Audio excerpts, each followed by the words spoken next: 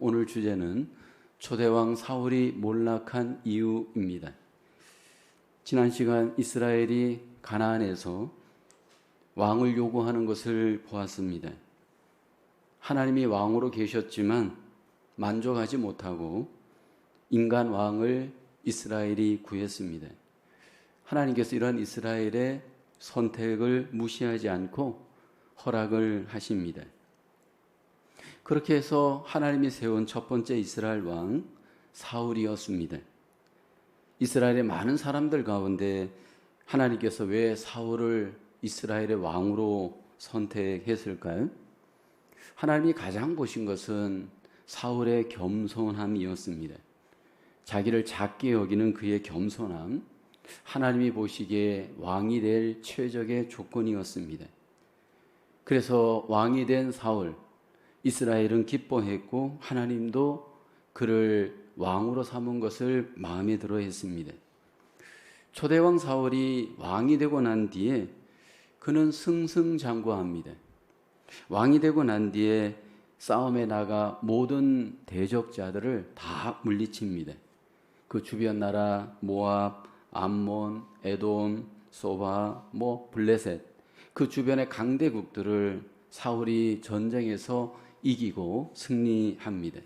하나님이 그를 도와주셨기 때문입니다. 이렇게 사울의 출발은 굉장히 좋았습니다.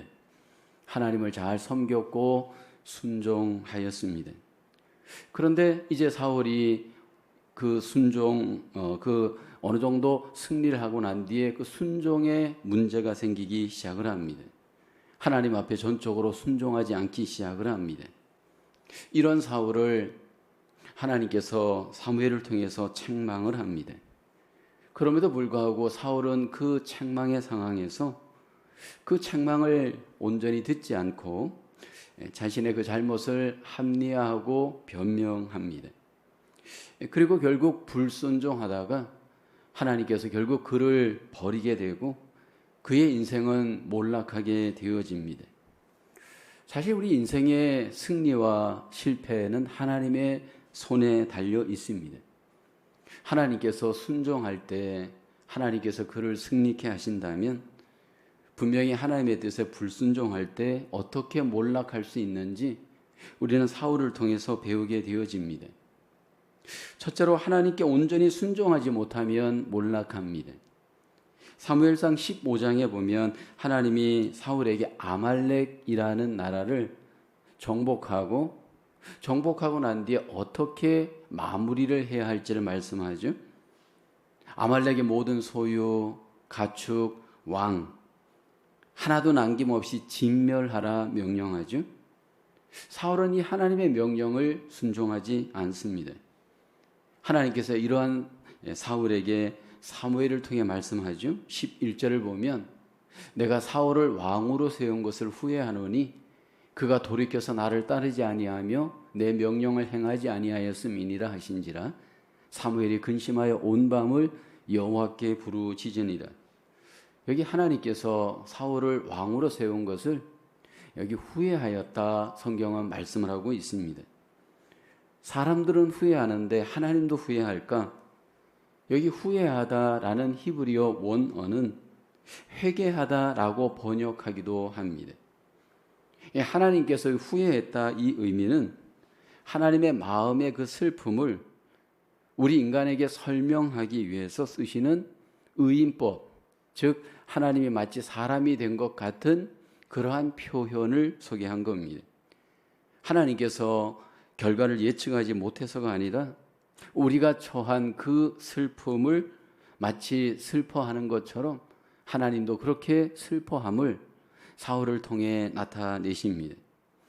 하나님께서 사울을 이스라엘의 초대왕으로 삼았습니다. 그러나 이제 그가 왕이 되어서 불순종하게 될 때 하나님은 그를 왕으로 세운 것을 슬퍼하였습니다.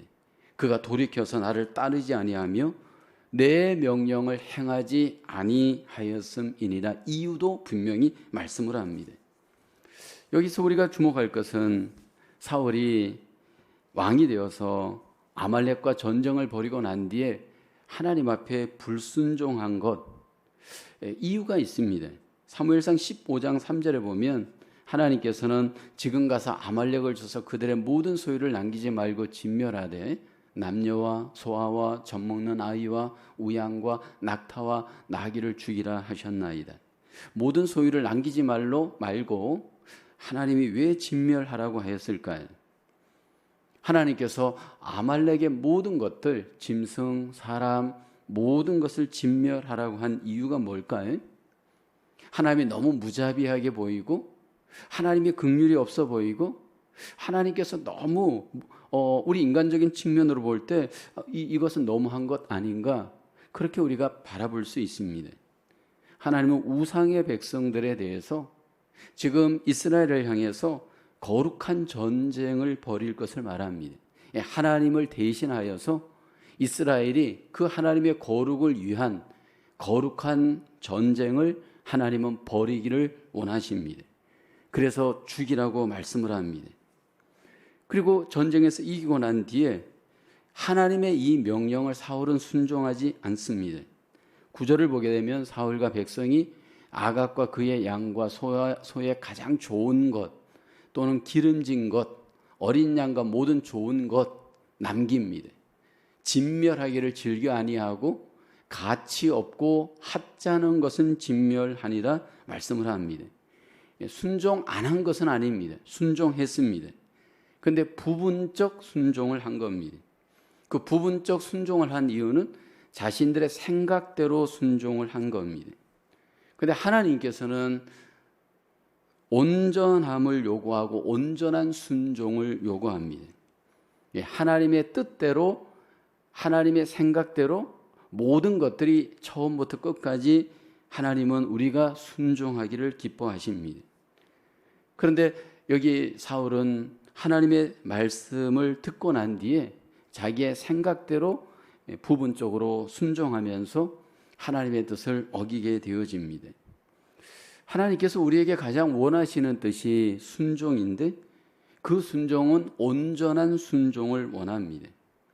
이 온전함이란 하나님의 말씀대로 이해하고 따르는 순종을 의미합니다. 하나님의 생각대로 처음부터 또 과정도 끝도 그대로 그 말씀대로 하나님은 우리가 하나님의 뜻에 순종하기를 기뻐합니다. 이게 우리에게 가능할까? 하나님이 우리에게 온전한 순종을 가장 보여주신 그 하나님의 사람이 예수님이십니다. 예수님께서 이 땅에 오셔서 우리에게 순종이란 이런 것이다, 온전한 순종을 보여주십니다. 그 온전한 순종을 보여주시는 그 시작은 예수님이 하나님이신데 하나님의 모든 권세를 부인하고 내려놓고 이 땅에 사람의 모양으로 오셔서 순종합니다. 하나님의 권세, 하나님의 지위 자리를 내려놓고 온전히 순종하죠. 빌립보서 2장 6절 7절을 보면 그는 근본 하나님의 본체시나 하나님과 동등됨을 취할 것으로 여기지 아니하시고 오히려 자기를 비워 종의 형체를 가지사 사람들과 같이 되셨고 라고 합니다. 예수님께서 온전하게 순종하였던 그 순종의 시작을 볼 때 가장 우리가 봐야 될 키포인트는 7절에 있습니다. 자기를 비워라고 하죠. 온전한 순종의 출발점은 자기를 비우는 겁니다. 예수님께서 자기를 비운다라 했을 때 그 비우는 것이 무엇을 비웠을까요? 하나님과 동등된 본체이지만 그 동등됨을 다 내려놓으신 겁니다. 그 권세, 그 모든 영광, 그 모든 그 하나님의 그 하나님 되심을 예수님께서 비우셨습니다. 그로 인해서 하나님의 뜻대로 순종하게 됩니다. 사울도 처음에는 하나님께 순종했습니다. 근데 그가 왕의 자리에 딱 갔을 때 그는 왕이 되고 난 뒤부터 하나님이 자기의 왕이 되지 못하고 자기가 왕이 되면서 자기를 내려놓지 못합니다. 비우지 못합니다. 그리고 그 생각 속에 결국 하나님의 생각을 판단하기 시작을 합니다. 자기를 비워 하나님의 생각에 맞추질 못하고 자기의 생각을 갖고 하나님의 생각을 판단한 겁니다. 하나님의 뜻을 따라가기보다 자기의 뜻으로 하나님의 뜻을 나름대로 판단하면서 부분적으로 하나님을 순종하게 되어집니다. 그로 인해서 결국 그의 순종은 실패하게 되어집니다. 이 시간 여러분에게 첫 번째로 드리는 질문입니다. 하나님에게 온전히 순종하지 않는 것의 위험에 대해서 먼저 경험할 수 있는 하나님의 경고는 무엇입니까? 하나님께서 사울이 온전하게 순종하지 않고 하나님 앞에 불순종할 때 그를 후회했다 말씀하죠. 그를 왕으로 삼은 것을 후회했습니다. 하나님께서 우리의 삶에 대해서, 불순종의 삶에 대해서 하나님이 똑같이 지각하고 느끼고 계십니다. 근데 특별히 우리가 먼저 경험할 수 있는 것, 만약 우리가 하나님께 순종하지 않을 때 그 순종하지 않는 자에게 하나님이 나타내시는 사인, 경고는 무엇일까요? 여기 사울에게는 하나님이 후회했다고 하는데 오늘 우리에게 순종하지 않는 자에게 하나님께서 나타내시는 위험한 경고는 그에게 은혜가 여러분 나타나질 않습니다. 하나님께서 은혜를 거두어 가십니다. 하나님께서 우리에게 은혜를 베풀어 주셔야 되고 우리의 마음 속에, 삶 속에 만약 은혜를 내려주지 않는다면 여러분 우리의 삶은, 우리의 삶 속에 하나님의 그 놀라우신 은혜와 믿음의 삶을 살 수가 없을 겁니다. 만약 우리가 은혜를 받지 않고 하나님의 은혜가 임하지 않는다면 결국 우리의 삶은 이 땅에서 굉장히 힘들고 메마르고 어려울 겁니다. 두 번째로 불순종을 합리화하면 몰락합니다. 오늘 사울을 보면 자신의 죄에 대해서 철저히 사로잡혀서 합리화하기 시작을 합니다. 자기의 죄를 솔직하게 인정하지 않고 그 죄에 대해서 먼저 합리화를 합니다. 15절을 보면 사울이 이렇게 말하죠. 사울이 이르되 그것은 우리가 아말렉 사람에게서 끌어온 것인데 백성이 당신의 하나님 여호와께 제사하려 하여 양들과 소들 중에서 가장 좋은 것을 남기며 그 외의 것은 우리가 진멸하였나이다 하는지라. 여기 하나님 앞에 불순종한 이유를 물을 때 어떻게 합리화하느냐 하면 하나님께 좋은 것을 취하여 제사하려고 하였습니다. 자기 죄에 대해서 합리화하였습니다. 마음으로부터 그 죄에 대해서 인정하지 않고 자신의 그 행동에 대해서 정당성을 하나님께 주장합니다. 얼핏 보면 사울의 주장은 굉장히 그럴듯합니다. 나는 잘못이 없습니다. 왜냐하면 다 이 모든 것이 하나님께 예배하기 위함입니다. 그러면서 그 잘못에 대해서 마치 자신이 하나님을 더 위해서 그런 것처럼 합리화하면서 그 키포인트는 내가 하나님을 더 잘 섬기고 하나님을 예배하기 위함입니다. 그렇게 합리화를 시킵니다. 여러분, 인간의 못된 죄성 중에 하나가 자신의 죄를 인정하지 않는 겁니다. 자신의 잘못을 조금 더 인정하지 않으려고 합니다. 이것이 아담과 하와에게서 본받은 인간의 본질입니다. 사울의 행동은 첫사람 아담과 하와가 에덴 동산에서 불순종할 때 똑같은 행동의 패턴이잖아요. 하나님께서 불순종한 아담과 하와에게 찾아오셔서 그 죄를 다 알고 하나님이 물었습니다. 먼저 아담에게 물었잖아요. 창세기 3장 11절에 누가 너의 벗었음을 내게 알렸느냐? 내가 내게 먹지 말라 명한 그 나무 열매를 내가 먹었느냐? 하나님 몰라서 묻는 것이 아닙니다. 다 아십니다. 그런데 아담에게 오셔서 물었습니다. 창세기 3장 12절에 아담이 제 대답하죠. 아담이 이르되 하나님이 주셔서 나와 함께 있게 하신 여자 그가 그 나무 열매를 내게 주므로 내가 먹었나이다. 여기 아담이 누구에게 핑계를 돌립니까? 여자에게 핑계를 돌립니다. 또 더 올라가서 하나님에게 핑계 탓을 돌립니다. 이번에는 하나님께서 하와에게 질문합니다. 하와도 동일합니다. 창세기 3장 13절을 보게 되면 여호와 하나님이 여자에게 이르시되 내가 어찌하여 이렇게 하였느냐? 여자가 말하죠. 하와가 말하는 겁니다. 뱀이 나를 깨물어 내가 먹었나이다. 선악과를 먹은 이유가 뱀 때문입니다. 핑계를 돌립니다. 인간의 죄성은 끊임없이 이유를 찾습니다. 인간의 죄성은 끊임없이 핑계를 댑니다. 그리고 자신의 죄에 대해서 조금도 인정하지 않으려고 합니다. 아담과 하와가 솔직하게 하나님, 내가 잘못했습니다, 이렇게 죄를 시인하고 회개하였더라면 여러분 어떻게 되었을까요? 오늘 본문의 사울도 그렇습니다. 자신의 잘못을 솔직하게 인정하고 하나님 앞에 회개하였다면 모든 것들은 쉽게 풀릴 수 있었을 겁니다. 여기 자기의 잘못과 죄를 인정하지 않는 이유가 뭘까요? 그것이 바로 인간의 교만입니다. 그래서 하나님은 사울의 교만함을 이렇게 말씀하죠. 사무엘상 15장 17절에 사무엘이 이르되 왕이 스스로 작게 여길 그때에 이스라엘 지파의 머리가 되지 아니하셨나이까? 여호와께서 왕에게 기름을 부어 이스라엘 왕을 삼으시고라고 합니다. 사울이 처음에는 겸손하였습니다. 하나님은 겸손한 사울을 기뻐했습니다. 여러분, 겸손한 사람들의 특징이 뭘까요? 물론 사람 앞에 자기를 낮추는 것도 겸손이지만 하나님의 모든 말씀 앞에, 생각 앞에 자기를 내려놓는 사람입니다. 근데 이제 어느 정도 생각이 올라가고 내가 스스로 왕이 되고자 할 때에 내 생각이 옳습니다. 내 판단이 옳습니다. 내 결정이 옳습니다. 이 모든 것들을 어떻게든지 옳음을 증명하기 위해서 자꾸만 이유를 찾고 합리화를 시키고 핑계를 갖다 붙입니다. 여러분, 우리의 마음이 높아질 때 하나님의 말씀을 또 어떤 사람의 말도 받아들이지 않습니다. 여기 하나님께서 아말렉 왕 죽여라, 아말렉 모든 것들 죽여라, 그렇게 말을 했어도 교만한 사람은 왜 그것을 죽여요? 의문을 제기합니다. 심지어는 하나님의 말씀이 그렇게 분명히 말씀했는데도 불구하고 그 반대로 죽이지 않아도 돼 라고 결론을 내리잖아요.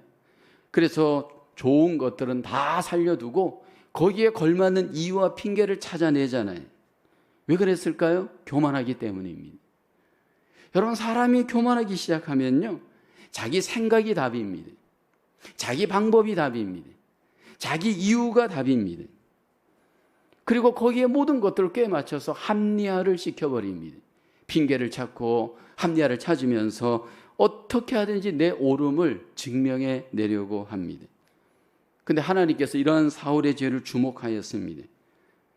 신실하신 하나님은 사울뿐만 아니라 우리의 죄를 주목하십니다.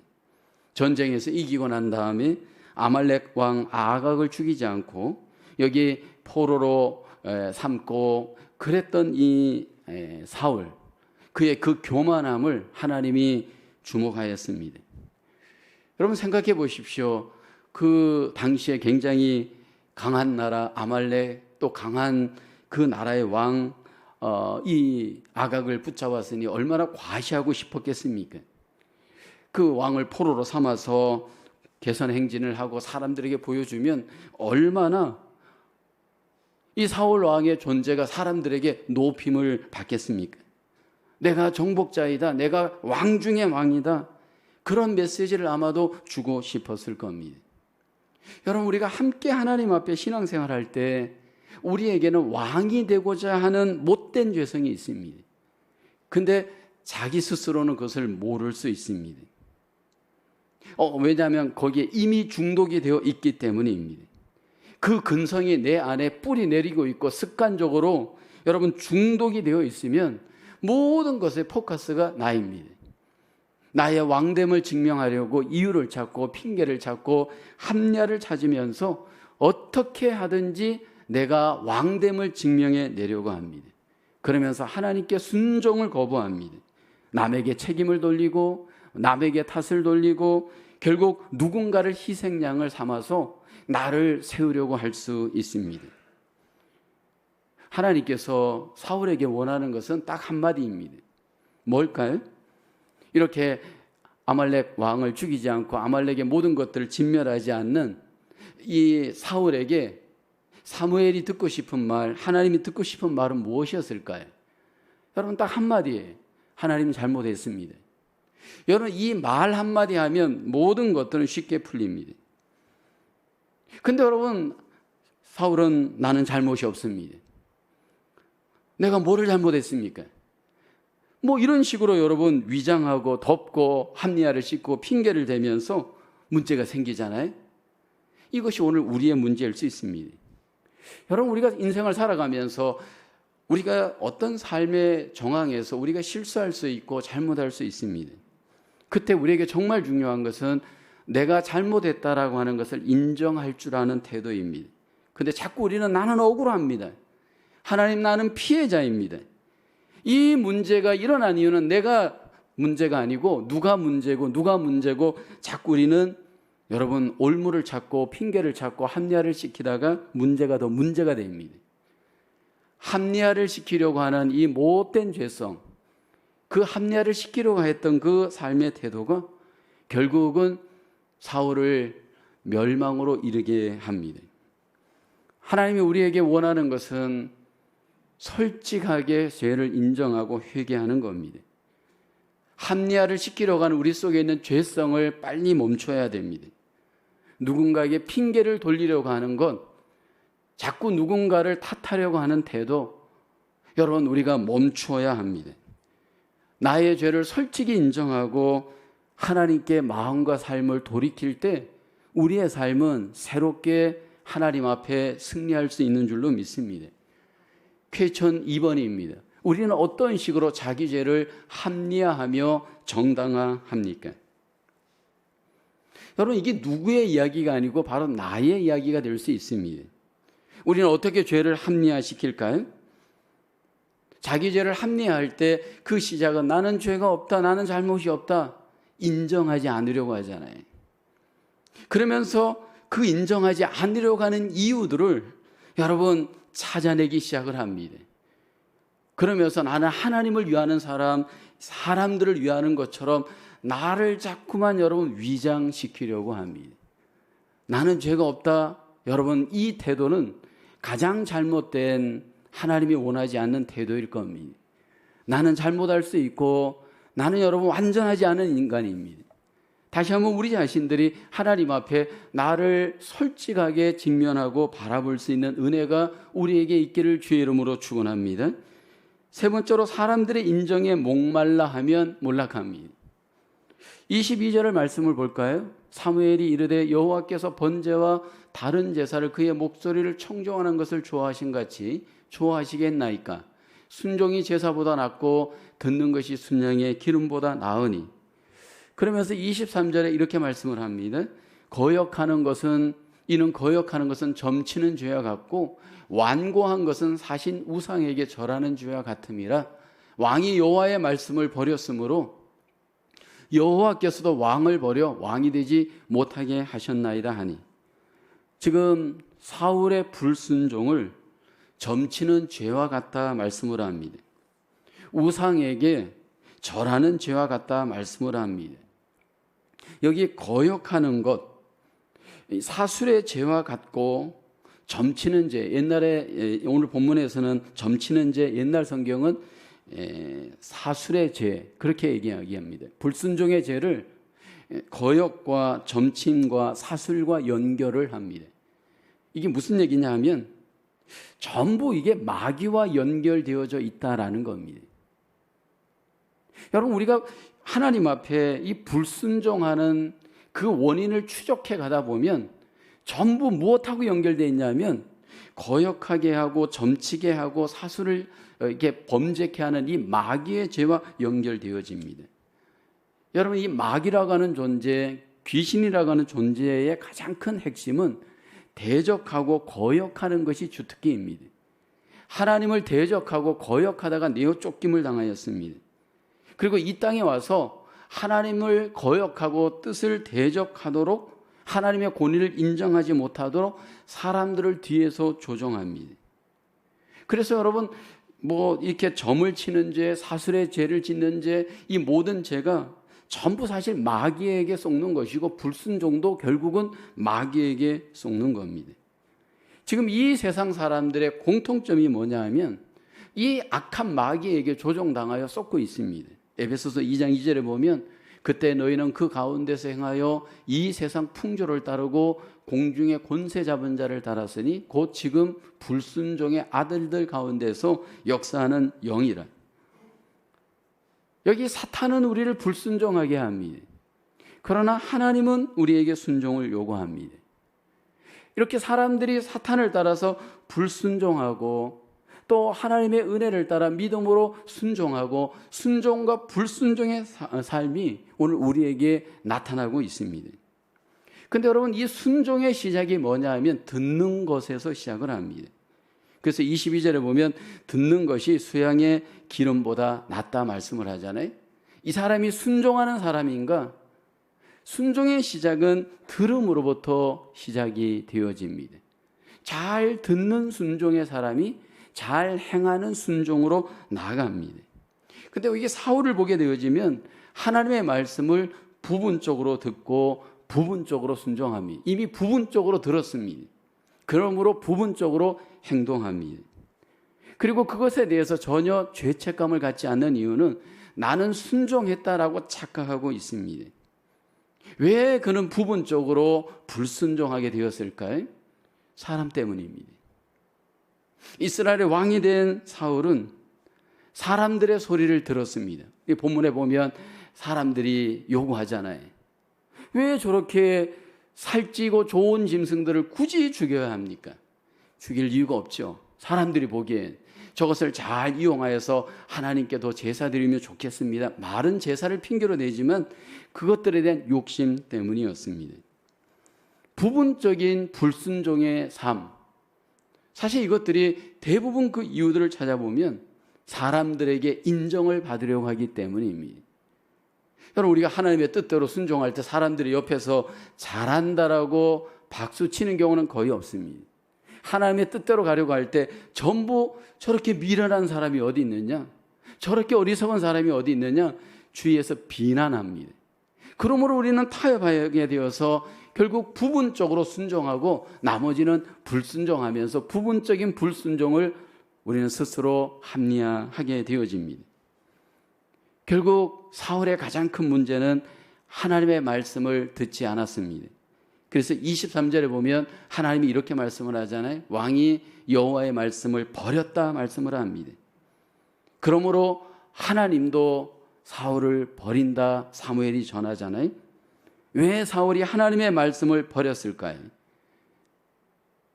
결국 사람들을 더 염두에 둔 외적인 이유가 있었고 내적으로는 그의 마음이 완고해졌기 때문입니다.